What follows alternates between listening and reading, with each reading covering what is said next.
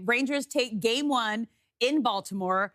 And you said the lower teams just need to steal one game on the road. You've continuously said that to have a chance to win this series. Rangers were one of the 3 teams that did that. It's so important for everything I said earlier with the Phillies' perspective, winning game 1 or game 2. The Rangers going on the road to the number 1 seed in the American League and winning the first game of that series. Look, if you don't win one of those first 2 games, this is just the nature of having a 5-game series, right? Yeah. And the way it's set up, it's 2-2-1. So, again, if you can steal one of those first 2, all the momentum and the odds swing into your favor. If you can't, if you do not win one of those first 2 games and you go back home 0-2, since 2000, those teams are 3-29. Oof. 9% if you lose those first 2 games. So for the Rangers to go into Baltimore, it was vital to win one of the first 2 games. They were able to do that. They win game 1 of the series on the road at the number 1 seed. Camden Yards looked incredible. Yes, it did. To go in there after what they did in Tampa. I've been super impressed with the Rangers' ability to win on the road against some very good teams early in these playoffs. They've won 3 very impressive games and haven't even sniffed a home game yet. No. And they still got another one on the road before they head back home. This was huge for them. They did really well. They pitched well for a lot of the game. Bullpen wavered. Bend but don't break is the definition of the Texas Rangers bullpen. They end up taking this one 3-2 in game 1 of the ALDS against the Orioles. I mean, the Orioles were the number 1 seed in the American League. They did not look like that today. Why? I think it's a factor, a couple different things. One, ton of inexperience on that team. Very young. Yeah. The situation is something that you can't really prepare for. And I was listening to our pregame show, the Fox pregame show. Poppy and Jeter, A-Rod and Burkhart were talking about this for a while today, and Poppy and Jeter were both saying, like, it's just different, and you can't really plan for it. Yeah. You can't get too hyped up on it. It's easy to do more. The reason you are where you are is because of what you did for the regular season. So continue to do that.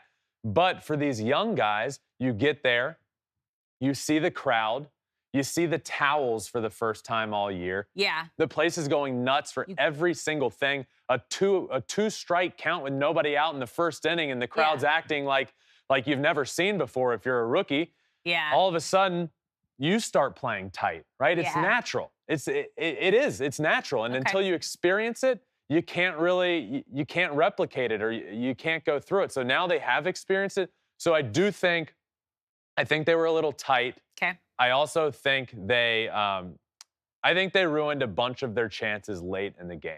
I think 7th, 8th, and 9th inning, they had chances in all of those, specifically for me in the 8th and the 9th. In the 8th inning against Aroldis Chapman, he comes in the game throwing all sliders and missing the strike zone by a lot. The second I saw him throw 2 sliders for balls, my head goes to, and this is where my head goes to as a hitter when I'm in the box, right? If a pitcher comes in out of the bullpen that you know is a bit erratic, and he comes in and misses with 2 sliders immediately, to me that says he didn't have his command in the bullpen, especially with his fastball. So he's scared to even throw it. He knows he's nowhere close with it.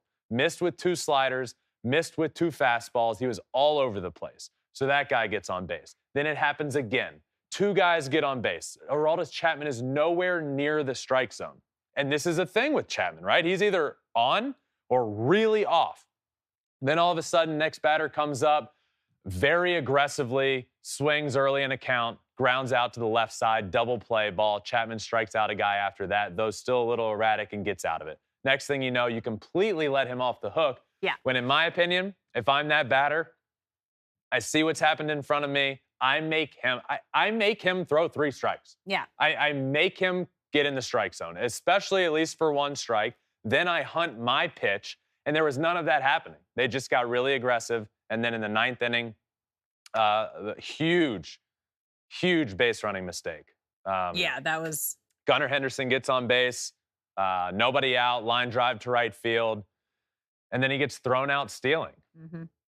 And it just, I don't know. I struggled with understanding it, but then I noticed when he was doing it that he peaked, and if you're watching, you can see it now. He peaks home.